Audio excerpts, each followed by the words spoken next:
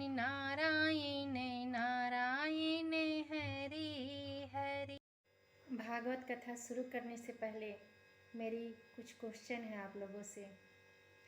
ये भागवत कथा है क्या? सबसे पहले हम ये जानेंगे। जीवन मरण का क्या है चक्कर? किसी भी मनुष्य को कष्ट क्यों होता है? ये सब का उत्तर जानने के लिए मेरे चैनल पे आए, मेरे भागवत कथा सुनिए, समझिए और उसको अपने जीवन में अपनाइए। श्री कृष्ण गोविंद हरे मुरारी, नाथ नारायण वासुदेवा। श्री कृष्ण गोविंद हरे मुरारी, हे नाथ नारायण वासुदेवा। एकमात्र स्वामी सखा हमारे, एकमात्र स्वामी सखा हमारे। तुम हो हमारे, हम है तुम्हारे। तुम हो हमारे, हम है तुम्हारे। राधे राधे भक्तों, आज से भागवत कथा शुरू करने जा रही हूँ। तो आज फर्स्ट अध्याय है। यदि आप लोग सुनना चाहें, आप लोग का इच्छा है, तो मेरे चैनल पे आइए। आज से प्रतिदिन एक अध्याय भागवत कथा का होगा। आप लोग ज्वाइन कीजिए और मुझे सपोर्ट कीजिए। राधे राधे। ओम गम गणपते नमो नमः। ओम नमः शिवाय। ओम नमो भगवते वासुदेवाय। सर्वदेवी देवताय नमो नमः। भागवत कथा का पहला अध्याय शुरू। ओम अज्ञानतिमिरान्धस्य ज्ञानस्य शलाकया चक्षुरुन्मीलितं येन तस्मै श्रीगुरुवे नमः। श्रीचैतन्यमनोभीष्टं स्थापितं येन भूतले स्वयं रूपा कदा मह्यं ददाति स्वपदान्तिकम्। मैं घोर अज्ञान के अंधकार में उत्पन्न हुआ था और मेरे गुरु ने अपने ज्ञान रूपी प्रकाश से मेरी आंखें खोल दी। मैंने उन्हें सादर नमस्कार करता हूँ। शील रूप गोस्वामी प्रभु पाद अब मुझे अपने श्री चरण कमलों में शरण प्रदान करेंगे, जिन्होंने इस जगत में भगवान चैतन्य की इच्छा की पूर्ति के लिए प्रचार योजना की स्थापना की है। वेदहं श्री गुरुवा यदुपत कमलं श्री गुरुवन वैष्णवासम। श्री रूपम साग्र जातम सहस्रगण रघुनाथ वितम तम सजीवम सादेतम साधुतम परिजन सहितम कृष्ण चैतन्य देवम। श्री राधा कृष्ण पादन सहगलिता श्री विशाख विनातसम। मैं अपने गुरु के चरण कमलों को तथा समस्त विष्णुओं के चरणों को नमस्कार करता हूँ। मैं शील रूप गोस्वामी तथा उनके अग्रज सनातन गोस्वामी एवं साथ ही रघुनाथ दास, रघुनाथ भट्ट, गोपाल भट्ट एवं शील जीव गोस्वामी के चरण कमलों को सादर नमस्कार करता हूँ। मैं भगवान कृष्ण चैतन्य तथा भगवान नित्यानंद के साथ अद्वितीय आचार्य गदाधर श्रीवास तथा अन्य पार्षदों को सादर प्रणाम करता हूँ। मैं श्रीमती राधा रानी तथा श्री कृष्ण को श्री ललिता तथा श्री विशाखा सखियों सहित सादर नमस्कार करता हूँ। हे कृष्ण करुणा सिंधो दीनबंधो जगतपते गोपेश गोपिका कांत राधा कांत नमोस्तुते।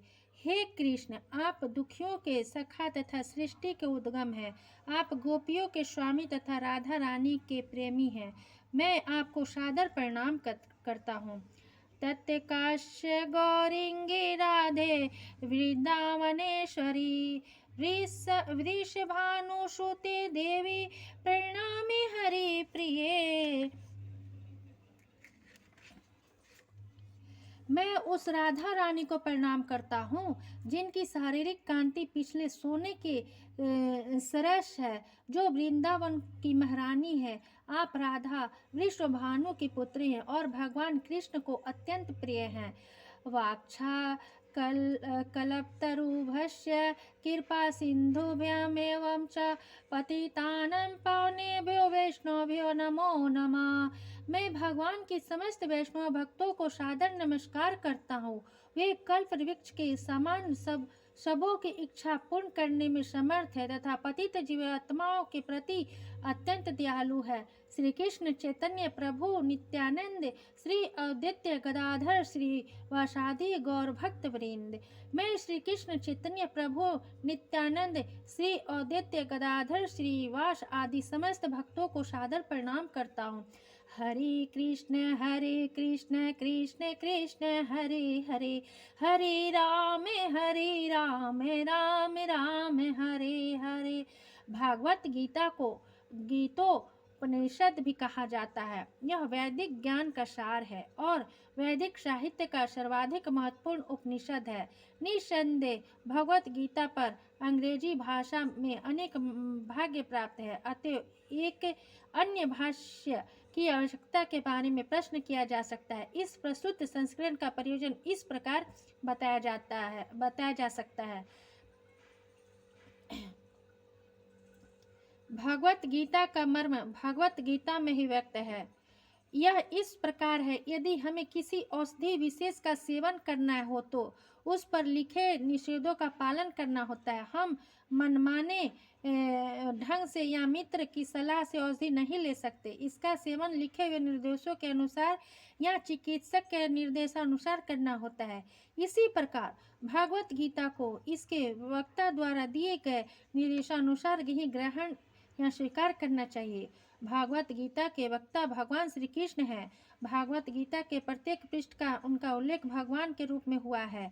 निस्संदेह भगवान शब्द कभी कभी किसी भी अत्यंत शक्तिशाली व्यक्ति या किसी शक्तिशाली देवता के रूप में प्रयुक्त होता है और यहाँ पर भगवान शब्द निश्चित रूप से भगवान श्री कृष्ण को एक महान व्यक्तित्व वाला बताता है। किंतु साथ ही में हमें यह जानना होगा कि भगवान श्री कृष्ण पूर्ण पुरुषोत्तम भगवान है। जैसा कि शंकराचार्य, रामानुजाचार्य, मध्वाचार्य, निबार्क स्वामी, श्री चैतन्य महाप्रभु तथा भारत के वैदिक ज्ञान के अन्य विद्वान आचार्यों ने पुष्टि की है। भगवान ने भी स्वयं भगवत गीता में अपने को परम पुरुषोत्तम भगवान कहा है और ब्रह्मा संहिता में तथा अन्य पुराणों में विशेषतया श्रीमद्भागवत में जो भागवत पुराण के नाम से विख्यात है वे इसी रूप में स्वीकार किए गए हैं। कृष्ण वस्तु भगवान स्वयं, अतएव भागवत गीता हमें भगवान ने ऐसे बताई है वैसे ही स्वीकार करनी चाहिए। भागवत गीता के 4th अध्याय में भगवान कहते हैं, इमं विवस्वते योगम प्रोक्तवाहं हम व्यक्तयं वैश्वानरवे प्रामनुरीक्षा कवे ब्रवीतम् एवं परम्परा प्राप्तमिमं राजस्यो विन्दिव सकाले नेहा महता योगो नष्ट पर्णतप स एवायं मया तोघम योग प्रोतो पुरातन भक्तोषि में सखा चेति रहस्यम ये होत दूत समम। यहाँ पर भगवान अर्जुन को सूचित करते हैं कि भागवत गीता की यह योग पद्धति सर्वप्रथम सूर्यदेव को बताई गई। सूर्यदेव ने इसे मनु को बताया और मनु ने इसे इक्ष्वाकु को बताया। इस प्रकार गुरु परंपरा द्वारा यह योद्धपति एक वक्ता से दूसरे वक्ता तक पहुंचती रही, लेकिन कालांतर में यह छिन्न भिन्न हो गई। फलस्वरूप भगवान को इसे फिर से बताना पड़ रहा है। इस बार अर्जुन को कुरुक्षेत्र के युद्ध स्थल में वे अर्जुन से कहते हैं कि मैं तुम्हें यह परम रहस्य इसलिए प्रदान कर रहा हूँ क्योंकि तुम मेरे भक्त तथा मित्र हो। इसका तात्पर्य यह है कि भागवत गीता ऐसा ग्रंथ है जो विशेष रूप से भागवत भक्त के लिए है। भागवत भक्त के निमित्त है। अध्यात्मवादियों की 3 श्रेणियां हैं, ज्ञानी, योगी तथा भक्त या निर्वेशवादी। बाहर से ताला लगा दो। ध्यानी और भक्त। यहाँ पर भगवान अर्जुन से स्पष्ट कहते हैं कि वे इसे इस नवीन परंपरा गुरु परंपरा का प्रथम पात्र बना रहे हैं क्योंकि प्राचीन परंपरा खंडित हो गई थी।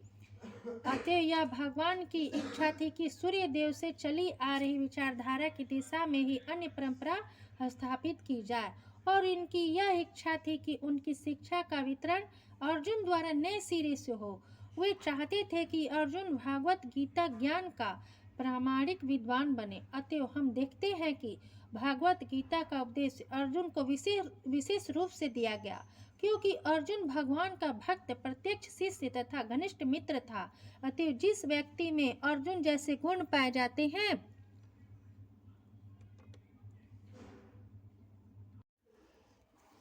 वह भागवत को सबसे अच्छी तरह समझ सकता है। कहने का तात्पर्य यह है कि भक्त को भगवान से प्रत्यक्ष रूप से संबंधित होना चाहिए। ज्यों ही कोई भगवान का भक्त बन जाता है, त्यों ही उसका सीधा संबंध भगवान से हो जाता है। यह एक अत्यंत विशद विषय है, लेकिन भक्त तथा भगवान के मध्य 5 प्रकार का संबंध हो सकता है। पहला, कोई निष्क्रिय अवस्था में भक्त हो सकता है। दूसरा, कोई सक्रिय अवस्था में भक्त हो सकता है। तीसरा, कोई सखा रूप में भक्त हो सकता है। चौथा, कोई माता या पिता के रूप में भक्त हो सकता है। पांचवा, कोई दंपत्ति प्रेमी के रूप में भक्त हो सकता है। अर्जुन का कृष्ण से संबंध सखा रूप में था। निसंदेह इस मित्रता, सख्य भाव तथा भौतिक जगत में पाई जाने वाली मित्रता में आकाश पाताल का अंतर है। वह दिव्य मित्रता है जो हर किसी को प्राप्त नहीं हो सकते। निसंदेह प्रत्येक व्यक्ति का भगवान से सीधा संबंध होता है, और यह संबंध भक्ति की पूर्णता से ही जागृत होता है। किंतु जीवन की वर्तमान अवस्था में हमें न केवल भगवान को भुला दिया है, अपितु हम भगवान के साथ अपने शाश्वत संबंध को भी भूल चुके हैं। लाखों करोड़ों जीवों में प्रत्येक जीव का भगवान के साथ नित्य विशिष्ट संबंध है। यह स्वरूप कहलाता है। भक्ति योग की प्रक्रिया द्वारा यह स्वरूप जागृत किया जा सकता है, तब यह अवस्था स्वरूप सिद्ध कहलाती है। यह स्वरूप के अर्थात स्वाभाविक या मूलभूत स्थिति की पूर्णता कहलाती है। अतः अर्जुन भक्त था और वह भगवान के संपर्क में मित्र रूप में था। हमें इस बात पर विशेष ध्यान देना चाहिए, अर्जुन ने भागवत गीता को किस तरह ग्रहण किया। इसका विशेष वर्णन 10वें अध्याय में इस प्रकार हुआ है। अर्जुन उवाच, परम ब्रह्म परम धाम पवित्रम परम भगवान पुरुषम शाश्वतम दिव्यमादिदेवमजं विभुवम् आहुसत्त्वा सर्वे देवीर्ष्य नारदस्तथा असितो देवलो व्यास स्वयं च प्रविश्य मे सर्वमेतदृतं मन्ये यामहवदासि केशो न हिता भगवन्यक्ति विदुर्देवा न दानवा। अर्जुन ने कहा, आप भगवान परम धाम पवित्रतम परम सत्य हैं। आप शाश्वत दिव्य आदि पुरुष अजन्मा तथा महानतम है। नारद, असित, देवल तथा व्यास जैसे समस्त महामुनि आपके विषय में इस सत्य की पुष्टि करते हैं, और आप स्वयं मुझसे इसी की घोषणा कर रहे हैं। हे कृष्ण, आप जो कुछ कहा है उसे पूर्ण रूप से मैं सत्य मानता हूँ। हे प्रभु, न तो देवता और न असुर ही आपके व्यक्तित्व को समझ सकते हैं। भगवान ने भागवत गीता सुनने के बाद अर्जुन ने कृष्ण को भगवान से भगवत गीता सुनने के बाद अर्जुन ने कृष्ण को परम ब्रह्मा स्वीकार कर लिया। प्रत्येक जीव ब्रह्मा है, लेकिन परम पुरुषोत्तम भगवान परम ब्रह्मा है। परम धाम का अर्थ है कि वे सबों के परम आश्रय धाम है। पवित्रम का अर्थ है कि वे शुद्ध हैं, भौतिक कलंश से मुक्त है। पुरुषोत्तम का अर्थ है कि वे परम भक्त हैं। शाश्वतम अर्थात आदि सनातन, दिव्यम अर्थात दिव्य, आदि देवम भगवान अजम अजन्मा तथा विभुवम अर्थात महानतम है। कोई यह सोच सकता है कि चूंकि कृष्ण अर्जुन के मित्र थे, अतः अर्जुन यह सब चाटुकारिता के रूप में कह रहा था, लेकिन अर्जुन भागवत गीता के पाठ पाठकों को मन में इस प्रकार के संदेह को दूर करने के लिए अगले श्लोक में इस प्रशंसा की पुष्टि करता है, जब वो यह कहता है कि कृष्ण को मैं ही भगवान नहीं मानता, अब मैं ही भगवान नहीं मानता, अपितु नारद, असित, देवल तथा व्यासदेव जैसे महापुरुष भी भगवान स्वीकार करते हैं। ये सब महापुरुष हैं जो समस्त आचार्यों द्वारा स्वीकृत वैदिक ज्ञान का वितरण प्रचार करते हैं। अतएव अर्जुन श्री कृष्ण से कहता है कि वे जो कुछ भी कहते हैं उसे वह पूर्ण सत्य मानता है। सर्वमेतद्रितं मन्ये, आप जो कुछ कहते हैं उसे मैं सत्य मानता हूँ। अर्जुन यह भी कहता है भगवान के व्यक्तित्व को समझ पाना बहुत कठिन है, यहाँ तक कि बड़े बड़े देवता भी उन्हें नहीं समझ पाते। अतः मानव मात्र भक्त बने बिना भगवान श्री कृष्ण को कैसे समझ सकता है। अतएव भगवत गीता को भक्ति भाव से ग्रहण करना चाहिए।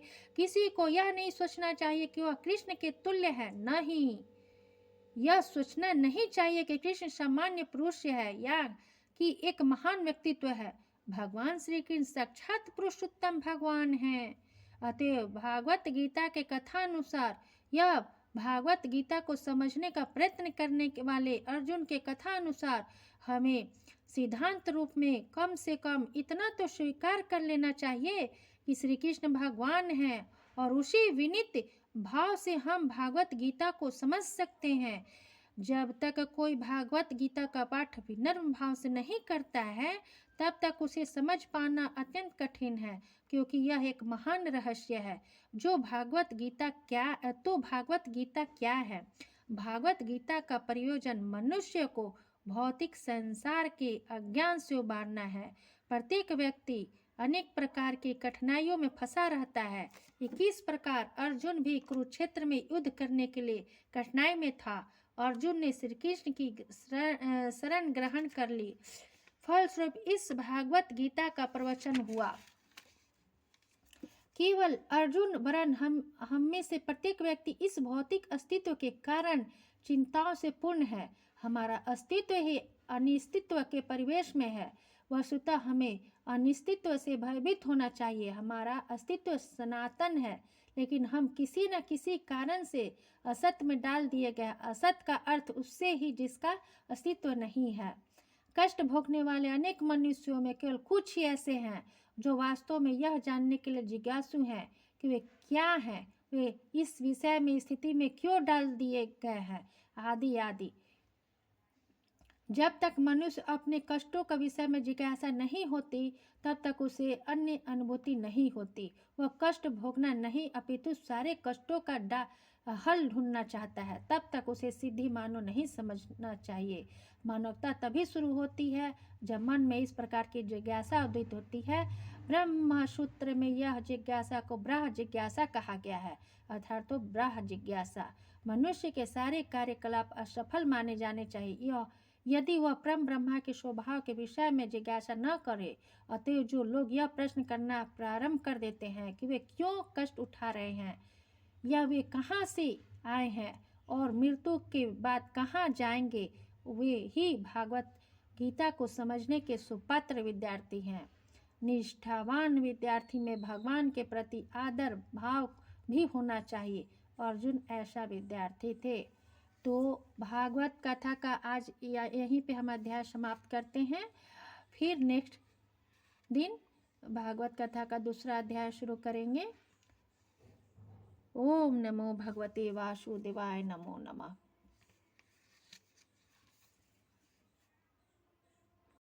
कर्पूरे गौरम कर्णावतारम संसारसारम भुजगेन्द्रहारम सदा वसन्तं हृदयारविन्दे भवं भवानी शैतं नमामि। मंगलं भगवान् विष्णु मंगलं गणध्वज मंगलं पुण्डरीकाक्षाय मंगलाय तनोहरि। ओम सर्वमंगल